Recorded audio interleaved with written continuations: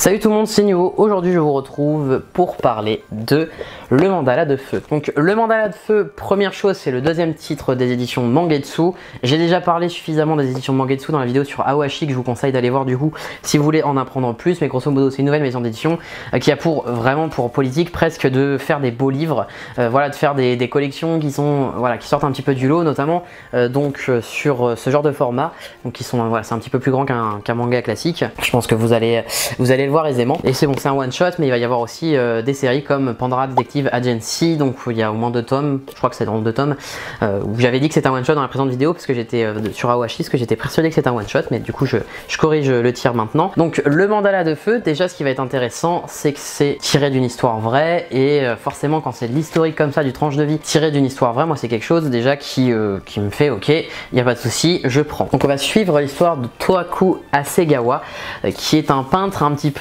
médiocre qui cherche à se faire prendre comme disciple par un grand peintre de son époque. Malheureusement ça va lui être refusé.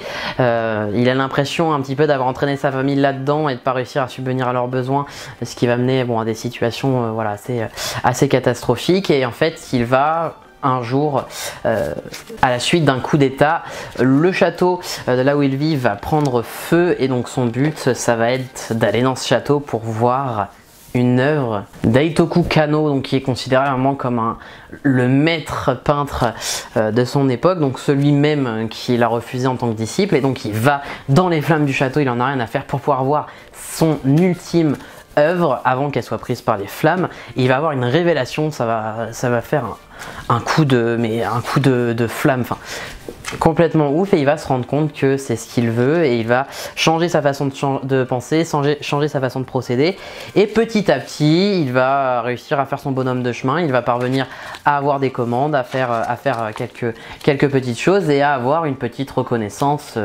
mine de rien. Mais évidemment tout ne lui est pas dû. Il va y avoir divers personnages qui vont lui permettre d'atteindre son but. Je n'irai pas plus loin au niveau du synopsis, au niveau de l'histoire, parce que c'est un one shot, ce qui veut dire que si je vais plus loin et que je vous raconte un petit peu tout ce qui se passe dans ce tome, on va très vite aller dans du spoil intense, et en fait il y aura de l'intérêt à lire l'œuvre parce qu'elle est phénoménale, mais si on connaît tout, c'est plus aussi captivant évidemment, donc je ne vais pas aller plus loin.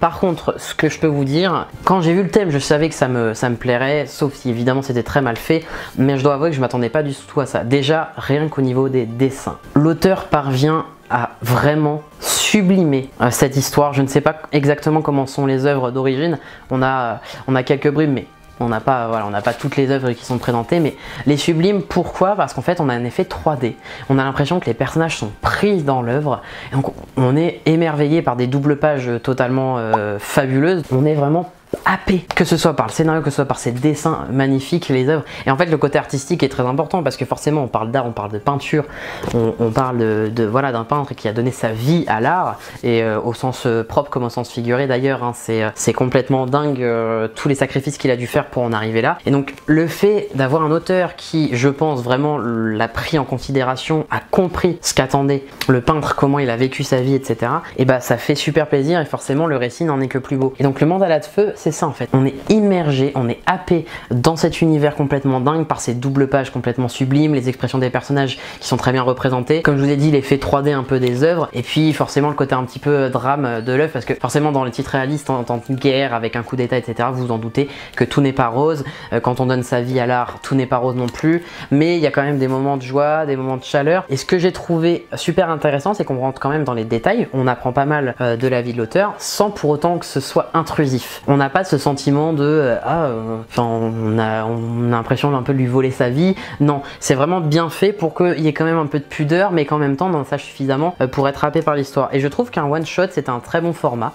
Bon, ça met du temps à lire, hein, c'est un one shot qui est bien complet, mais en même temps on en sait suffisamment pour se dire juste waouh. C'est vraiment le mot en fait que j'ai eu en fin de lecture. Je me suis dit mais c'est génialissime. Et si Mangetsu, dans cet état d'esprit, il continue un petit peu sur ces formats séries courtes one shot à nous faire ce genre de titres ou même des titres autres mais qui se basent un peu sur le ressenti, sur la sensibilité de lui lecteur. C'est sûr que ça va être ça va être fait pour moi parce que Awashi, même Awashi qui est un shonen manga de sport typé un petit peu Neketsu, il y a un côté très seinen si je puis dire, très adulte, bon j'en avais déjà parlé, mais qui fait qu'en fait tu te mets à la place des personnages énormément et que t'es happé par le récit, et donc en fait j'ai vraiment l'impression que c'est une ligne de conduite et j'ai hâte du coup de lire Shioruran qui vient de sortir d'ailleurs, qui vient de sortir au moment où je tourne la vidéo, pour justement pouvoir voir un petit peu dans un autre domaine qui est le domaine des samouraïs si je ne dis pas de bêtises, est-ce que voilà cet état d'esprit un petit peu est respecté. En tout cas honnêtement pour le prix, le format et la qualité de ce titre, je n'ai absolument pas de regrets, je suis très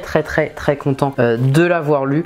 J'espère que vous vous pencherez sur la question parce que honnêtement en plus un one shot c'est pas un gros budget, vous l'achetez c'est fini, je veux dire il n'y a pas de suite, il y a rien d'autre à acheter, et en plus de ça si vous aimez le tranche de vie un petit peu historique côté seinen avec quand même voilà, quand même ça bouge par moment, voilà, il y a un petit peu, c'est pas un récit qui est très fluide avec un petit chemin tout tracé, hein. C'est vraiment un petit peu chaotique, donc c'est assez sympa. Si vous aimez bien ce genre de titre, honnêtement je pense que le mandala de feu ça peut vous plaire énormément. Donc voilà, c'est tout pour cette courte vidéo. Bon, vous vous en doutez, j'essaye quand même pour un one shot de pas non plus trop en dire quand même suffisamment pour que vous ayez envie de le lire évidemment, mais pas non plus d'aller dans des extrêmes. C'est un manga que j'ai beaucoup apprécié, que je vous recommande chaudement de lire. Je vous dis à la prochaine en tout cas pour une vidéo, et d'ici là portez-vous bien, ciao.